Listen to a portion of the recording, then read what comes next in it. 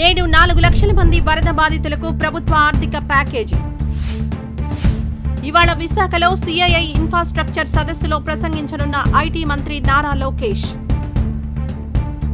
ఇసుక డోర్ డెలివరీపై తొలగిన ప్రతిష్టంభన, గనుల శాఖతో టిప్పర్ల యజమానుల చర్చల్లో కీలక నిర్ణయం. దసరా నాటికి తెలంగాణ కేబినెట్ విస్తరణ, కొత్తగా 6 చోటు కల్పించనున్న రేవంత్. ఆర్ కృష్ణయ్యతో కాంగ్రెస్ నేతల మంథనాలు, నిర్ణయం ప్రకటించని బీసీ నేత. యూట్యూబర్ హర్ష సాయి కోసం గాలిస్తున్న హైదరాబాద్ పోలీసులు. జమ్మూ కాశ్మీర్లో కొనసాగుతున్న 2వ విడత పోలింగ్.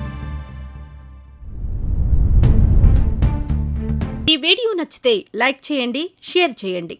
మరింత సమాచారం కొరకు మా ఛానల్ను సబ్స్క్రైబ్ చేయండి.